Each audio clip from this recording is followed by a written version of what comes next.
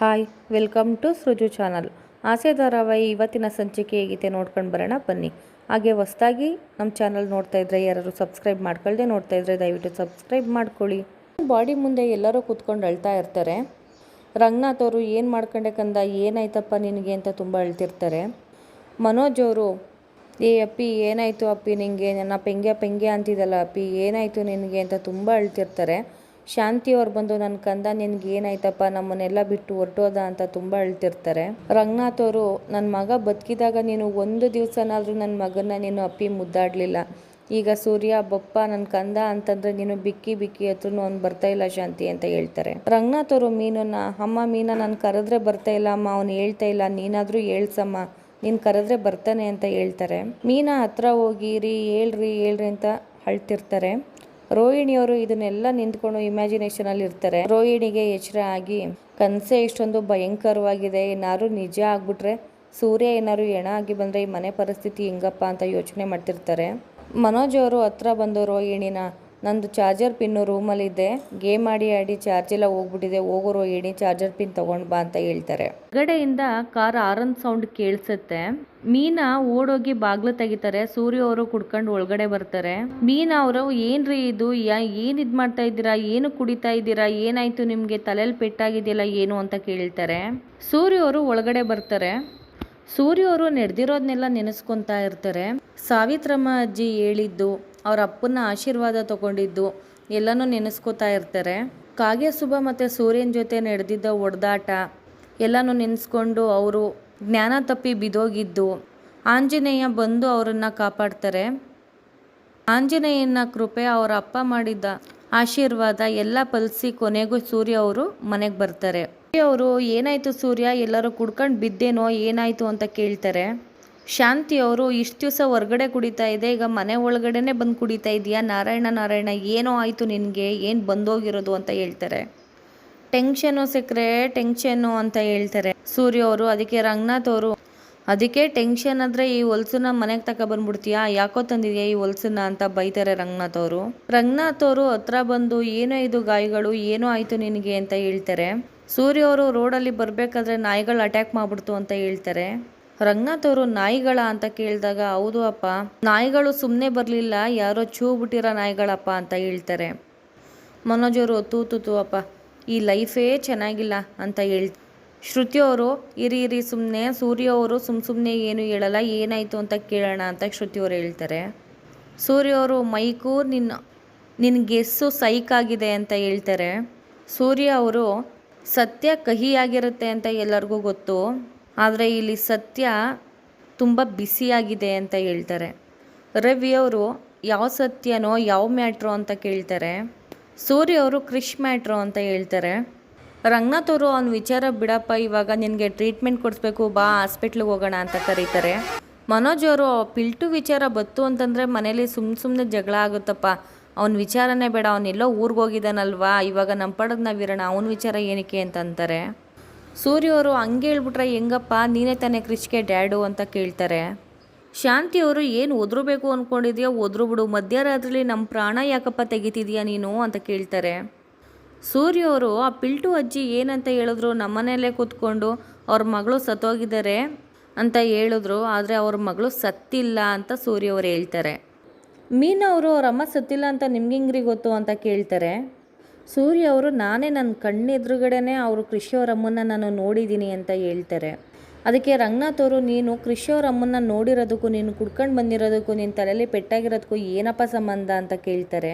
ಸೂರ್ಯ ಅವರು, ಇರಪ್ಪು, ಎಲ್ಲ ಸತ್ಯನೂ ನಿನ್ನ ಮುಂದೆ ಬಾಯಿ ಬಿಡ್ತೀನಿ, ಎಲ್ಲನೂ ನಾನು ನಿನಗೆ ಹೇಳ್ತೀನಿ ಅಂತ ಹೇಳ್ತಾರೆ.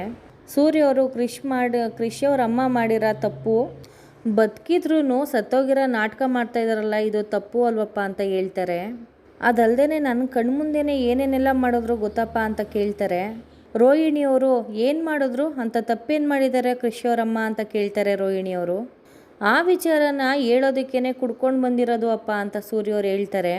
ರೋಹಿಣಿಯವರು, ಅದೇ ವಿಚಾರನೇ ಕೇಳ್ತಿರೋದು, ಅವ್ರು ಏನು ಮಾಡಿದ್ರು ಹೇಳಿ ಸೂರ್ಯ ಅಂತ ಹೇಳ್ತಾರೆ. ಮರ್ಯಾದೆ ಹೆಂಗಸರು ಮಾಡ್ತಾ ಇರೋ ಕೆಲಸ ಮಾಡ್ತಾ ಇಲ್ಲಪ್ಪ ಅವರು ಅಂತ ಹೇಳ್ತಾರೆ. ರೋಹಿಣಿಯವರು, ಅದೇ ಏನು ಕೆಲಸ ಅಂತ ಕೇಳ್ತಾ ಇದ್ದೀನಿ ಹೇಳಿ ಅಂತ ಹೇಳ್ತಾರೆ. ಸೂರ್ಯ ಅವರು ಅವಮ್ಮ ಊರು ಬಿಟ್ಟೋಳು ಅಂತ ಕೇಳಿದ್ದೆ, ಆದರೆ ಮೂರು ಬಿಟ್ಟೋಳು ಅಂತ ನಂಗೆ ಗೊತ್ತಿರಲಿಲ್ಲ ಅಂತ ಹೇಳ್ತಾರೆ. ರೋಹಿಣಿಯವರು, ಸೂರ್ಯ ಅವರೇ, ಅವಳು ಏನು ಕೆಲಸ ಮಾಡಿದ್ಲು ಅಂತ ನಿಮಗೆ ಗೊತ್ತು? ಅವಳೇ ಕೃಷಿಯಮ್ಮ ಅಂತ ನಿಮಗೆ ಗೊತ್ತಾಯಿತು ಅಂತ ಕೇಳ್ತಾರೆ. ಸೂರ್ಯ ಅವರು, ನನ್ನ ಫೋನಲ್ಲಿ ಕೃಷಿ ಫೋಟೋ ನೋಡ್ತಾ ಇದ್ದೆ, ಆದರೆ ಅವ್ರ ಫೋನಲ್ಲಿ ಕೃಷಿ ಫೋಟೋ ಅವ್ರು ಎತ್ಕೊಂಡಿರೋ ಫೋಟೋನ ಅವ್ರು ತೋರಿಸಿದ್ರು ಅಂತ ಹೇಳ್ತಾರೆ. ನಾನು ಯಾರು ಅಂತ ಕೇಳಿದ್ದಕ್ಕೆ ನಾನೇ ಕೃಷಿಯವರಮ್ಮ, ಇವನು ನನ್ನ ಮಗ ಅಂತ ಹೇಳಿದ್ರು ಅಂತ ಸೂರ್ಯ ಅವರು ಹೇಳ್ತಾರೆ. ರೋಹಿಣಿಯವರು ಇದೆಲ್ಲ ಸುಳ್ಳು ಅಂತ ಹೇಳ್ತಾರೆ.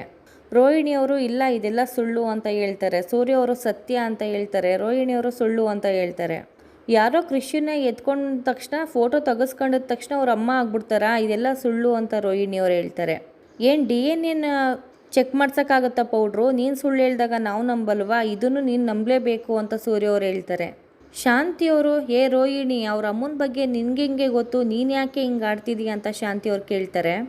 ರೋಹಿಣಿಯವರು, ಅವ್ರ ಅಮ್ಮ ನನಗೆ ಗೊತ್ತು, ಅವಳು ಆದಿ ತಪ್ತೋಳಲ್ಲ ಅಂತ ರೋಹಿಣಿಯವರು ಹೇಳ್ತಾರೆ. ಸೂರ್ಯ ಅವರು ಆದಿ ತಪ್ತೋಳೆ ಅಂತ ಹೇಳ್ತಾರೆ. ಸೂರ್ಯ ಅವರು, ಅವಳು ಬಣ್ಣದ ಚಿಟ್ಟೆ, ನಿನ್ಗೇನು ಗೊತ್ತು ಪೌಡ್ರು ಅಂತ ಹೇಳ್ತಾರೆ. ರೋಹಿಣಿಯವರು, ಬೇಡ ಸೂರ್ಯ, ಈ ಮಾತು ಎಲ್ಲೆಲ್ಲೋ ಹೋಗ್ತಾ ಇದೆ, ಬೇಡ ನೋಡಿ ಅಂತ ಹೇಳ್ತಾರೆ. ಬೇಕು ಕಣಮ್ಮ ಪೌಡ್ರಮ್ಮ ಅಂತ ಸೂರ್ಯ ಅವರು ಹೇಳ್ತಾರೆ. ಅಷ್ಟರಲ್ಲಿ ಶ್ರುತಿಯವರು, ಪಾಯಿಂಟು, ಅವರು ಬದುಕಿದ್ರು ಯಾಕೆ ಸತ್ತೋಗಿದ್ದಾರೆ ಅಂತ ಹೇಳಿದ್ರು ಅಂತ ಕೇಳ್ತಾರೆ. ಸೂರ್ಯ ಅವರು, ಅಲ್ವಾ, ನಾದ ಸ್ವರದಲ್ಲಿರೋ ಅಪಸ್ವರ ಅದು ಅಂತ ಸೂರ್ಯ ಅವರು ಹೇಳ್ತಾರೆ. ಸುಮಂಗಲಿಯರ ಮಧ್ಯೆ ಬದುಕ್ತಿರೋ ನಿತ್ಯ ಸುಮಂಗಲಿ ಅವರು ಅಂತ ಸೂರ್ಯ ಅವರು ಹೇಳ್ತಾರೆ. ರೋಹಿಣಿಯವ್ರಿಗೆ ಸಿಟ್ಟು ಬಂದು ರೋಹಿಣಿಯವರು ಸೂರ್ಯನ ಕಪಾಲಕ್ಕೆ ಹೊಡಿತಾರೆ. ಸೂರ್ಯ ಅವರು, ಕೃಷಿಯವ್ರ ಅಮ್ಮನ ಬಗ್ಗೆ ಮಾತಾಡಿದ್ರೆ ನೀನ್ಯಾಕೆ ಪೌಡ್ರು ಹಿಂಗೆ ಆಡ್ತಿದ್ಯಾ, ನೀನ್ಯಾಕೆ ಇಷ್ಟೊಂದು ಟೆನ್ಷನ್ ಆಯ್ತಿದ್ಯಾ ಅಂತ ಕೇಳ್ತಾರೆ. ರೋಹಿಣಿಯವರು, ಯಾಕಂದರೆ ಕೃಷಿನ ಎತ್ತು ಒತ್ತು 9 ತಿಂಗಳು ಸಾಕಿದ್ದೀನಿ, ಬೆಳೆಸಿದ್ದೀನಿ ಕಣಲೇ ಅಂತ ಹೇಳ್ತಾರೆ. ಇದೇ ಕೈಯಲ್ಲಿ ತುತ್ತು ತಿನ್ನಿಸಿ ಬೆಳೆಸಿದ್ದೀನಿ ನಾನು ಅವನನ್ನು, ಜನಗಳು ಕೆಟ್ಕಂಡು ಬಿದ್ರೂ ಅಪವಿತ್ರ ಆಗ್ದೇನೆ ಪವಿತ್ರವಾಗಿ ಬದುಕಿ ತೋರಿಸ್ತಿದ್ದೀನಿ ಕಣೋ ನಾನು ಅಂತ ಎಲ್ಲನೂ ಒಪ್ಕೊತಾರೆ. ಸೂರ್ಯ ಅವರು, ನನ್ನ ಕ್ಷಮಿಸ್ಬಿಡಿ, ಯಾವ ಹೆಣ್ಮಕ್ಳು ಬಗ್ಗೆನೂ ತಪ್ಪಾಗಿ ಮಾತಾಡೋ ಯೋಗ್ಯತೆ ನನಗಿಲ್ಲ, ನಿಮ್ಮ ಬಾಯಿಲೇ ಸತ್ಯ ಬರಲಿ ಅಂತ ಅಂದ್ಕೊಂಡು ನಾನು ಇಷ್ಟೆಲ್ಲ ಮಾತಾಡಬೇಕಾಯ್ತು, ದಯವಿಟ್ಟು ನನ್ನ ಮೇಲೆ ಕ್ಷಮೆ ಇಡಿ ಅಂತ ಹೇಳ್ತಾರೆ. ಮನೋಜ್ ಅವರು ರೋಹಿಣಿ ಹತ್ರ ಬಂದು, ನೀನು ಕೃಷಿಯವ್ರ ತಾಯಿನಾ ಅಂತ ಕೇಳ್ತಾರೆ. ಸೂರ್ಯ ಅವರು, ಮನೋಜ ಅಂತ ಹೇಳ್ತಿರ್ತಾರೆ. ಮನೋಜ್ ಅವರು, ಇಲ್ಲ ಸೂರ್ಯ, ಮನೋಜ ಅಂತ ಕರಿಬೇಡ, ನೀನು ಕರಿತಿಲ್ಲ ಪಿಂಗ್ಯ ಅಂತ, ಪಿಂಕ್ಸ್ ಅದನ್ನೇ ಕರಿ ಅಂತ ಹೇಳ್ತಾರೆ. ಶಾಂತಿಯವರು ರೋಹಿಣಿ ಹತ್ರ ಬಂದು, ಏನೇ ಬೊಗಳೋದೆ ನೀನು, ಆ ಪಿಲ್ಟು ಅವ್ರ ಅಮ್ಮ ನೀನೇನಾ ಅಂತ ಕೇಳ್ತಾರೆ. ರೋಹಿಣಿಯವರು ಹೌದು ಅಂತಂತಾರೆ. ಮನೋಜ್ ಅವರು ಈ ವಿಚಾರನ ಕೇಳಿ ಜೋರಾಗಿ ಕಿರುತ್ತಾರೆ. ರೋಹಿಣಿಯವರು ಹತ್ರ ಹೋಗಿ, ಮನೋಜ್ ಏನಾಯಿತು ಮನೋಜ್ ಅಂತ ಕೇಳ್ತಿರ್ತಾರೆ. ಶಾಂತಿಯವರು ಹಿಂದೆಯಿಂದ ಹೋಗಿ ಕೂದಲು ಹಿಡ್ಕೊಂಡು ಎಳ್ದಾಡ್ತಾ ಇರ್ತಾರೆ. ಅತ್ತೆ ಬಿಡಿಯತ್ತೆ, ತುಂಬ ನೋವಾಗ್ತಾ ಇದೆ ಬಿಡಿಯತ್ತೆ ಅಂತ ರೋಹಿಣಿಯವ್ರು ಅಂತಾರೆ. ನಿನಗೆ ನೋವಾಗ್ತಾ ಇದೆ, ನಮಗೇನೆ ಆಗ್ತಾ ಇದೆ, ಹಾಲು ಕುಡ್ದಂಗೆ ಆಯ್ತೈತ, ನಮಗೂ ನೋವೇ ಆಗ್ತಾ ಇರೋದು ಅಂತ ಶಾಂತಿಯವರು ಹೇಳ್ತಾರೆ. ಶಾಂತಿಯವರು ರೋಹಿಣಿಗೆ ಚೆನ್ನಾಗಿ ಹೊಡೆದು, ಅಯ್ಯಯ್ಯೋ ನನ್ನ ಮಗನ ಮೇಲೆ ನಾನೇ ಕಲ್ಲೆತ್ತಾಕ್ಬಿಟ್ನಲ್ಲಪ್ಪ ಅಂತ ಬೇಜಾರು ಮಾಡ್ಕೋತಾ ಇರ್ತಾರೆ. ರಂಗನಾಥ್ ಅವರು, ಕಾರ್ಕೋಟಕ ಸರ್ಪದ ಜೊತೆ ನಾವು ಇಷ್ಟು ದಿನ ಇದ್ವಾ, ಈ ಮನೇಲೇ ಎಲ್ಲರ ಜೊತೆಲೇ ಇದ್ವಾ ಅಂತ ರಂಗನಾಥ್ ಅವ್ರು ಹೇಳ್ತಾರೆ. ಸೂರ್ಯ ಅವರು, ಹೌದು ಅಪ್ಪ, ಈ ಯಾವನ ಜೊತೆನೇ ನಾವು ಇಷ್ಟು ದಿನ ಇದ್ದದ್ದು ಅಂತ ಹೇಳ್ತಾರೆ. ಈ ಸತ್ಯ ಹೆಂಗೆ ಗೊತ್ತಾಯ್ತು ಸೂರ್ಯ ಅಂತ ಕೇಳಿದಾಗ, ಇವರು ಭಾವನು ಇವ್ರು ಅದಕ್ಕೇನು ನನ್ನ ಕಾರಲ್ಲೇ ಬಂದಿದ್ರಪ್ಪ, ಅವರು ಫೋಟೋ ತೊಗೋಬೇಕು ಸ್ಟುಡಿಯೋ ಹತ್ರ ಕರ್ಕೊಂಡು ಹೋಗು ಅಂದರು. ಸ್ಟುಡಿಯೋ ಹತ್ರ ಕರ್ಕೊಂಡು ಹೋದೆ, ಅವ್ರು ಇವ್ರ ಫೋಟೋನ ಪ್ರಿಂಟ್ ಕೊಟ್ಟಿದ್ರು, ಅದನ್ನ ನೋಡಿದ್ಮೇಲೆ ಅಪ್ಪ ನನಗೆ ಈ ಸತ್ಯ ಗೊತ್ತಾಗಿದ್ದು ಅಂತ ಸೂರ್ಯ ಅವ್ರು ಹೇಳ್ತಾರೆ. ಮತ್ತು ತಲೆಗೆ ಪೆಟ್ಟಿಂಗಾಯ್ತು ಸೂರ್ಯ ಅಂತ ರಂಗನಾಥ್ ಅವ್ರು ಕೇಳ್ತಾರೆ. ಬರಬೇಕಾದ್ರೆ ಕಾಗೆ ಸುಬ್ಬ ಅವರೆಲ್ಲ ನನಗೆ ಹೊಡಿದ್ರು, ಅವರಾಗೆ ಅಟ್ಯಾಕ್ ಮಾಡಿದ್ರ ಇಲ್ಲ ಇವಳು ಕುಮ್ಮಕ್ಕಿದೆಯೋ ನಂಗೆ ಗೊತ್ತಿಲ್ಲ ಅಪ್ಪ ಅಂತ ಸೂರ್ಯ ಹೇಳ್ತಾರೆ. ರೋಹಿಣಿಯವರು, ಇಲ್ಲ ನಾನು ಆ ಥರ ಏನೂ ಮಾಡಿಲ್ಲ, ನನ್ನ ಕುಮ್ಮಕ್ಕೆ ಏನೂ ಇಲ್ಲ ಅಂತ ರೋಹಿಣಿಯವರು ಹೇಳ್ತಾರೆ. ರವಿಯವರು, ಸುಮ್ಮನಿರಿ, ಇಷ್ಟೆಲ್ಲ ಮಾಡಿದವ್ರು ಅದನ್ನು ಮಾಡೋಕ್ಕಾಗಲ್ವ ನಿಮ್ಮ ಕೈಲಿ ಅಂತ ರವಿಯವರು ಹೇಳ್ತಾರೆ. ಶ್ರುತಿಯವರು, ಏನು ರೋಹಿಣಿಯವರೇ, ಕೃಷ್ ಮಗ ನಿಮ್ಮ ಮಗ ಅಂತಂದರೆ ಅರ್ಥ ಏನು, ಅಂದರೆ ನಿಮಗೆ ಮೊದಲೇನೆ ಅಂತ ಹೇಳ್ತಾರೆ. ಅದಕ್ಕೆ ಸೂರ್ಯ ಅವರು, ಮದುವೆ ಆಗಿತ್ತು, ಇವ್ರ ಗಂಡನ ಹೆಸರು ಸುರೇಶ ಅಂತ, ಸುರೇಶ್ ವೆಟ್ಸ್ ಕಲ್ಯಾಣಿ ಅಂತ ಹೇಳ್ತಾರೆ. ಯಾವ ಮಲ್ಲೇಶ ಬ್ರೀಡು ಅಲ್ಲ, ಲಚನದೇವನಹಳ್ಳಿ ಪಕ್ಕದಲ್ಲಿ ಇರೋ ಊರು ಇವ್ರ ಊರು ಅಂತ ಸೂರ್ಯ ಅವರು ಹೇಳ್ತಾರೆ. ನಮ್ಮ ಮನೋಜ್ಗೆ ಈ ಪೌಡ್ರು 2ನೇ ಗಂಡ ಅಂತ ಸೂರ್ಯ ಅವರು ಹೇಳ್ತಾರೆ. ಅಲ್ಲಿಗೆ ಇವತ್ತಿನ ಎಪಿಸೋಡ್ ಮುಕ್ತಾಯವಾಗುತ್ತೆ. Thank you for watching.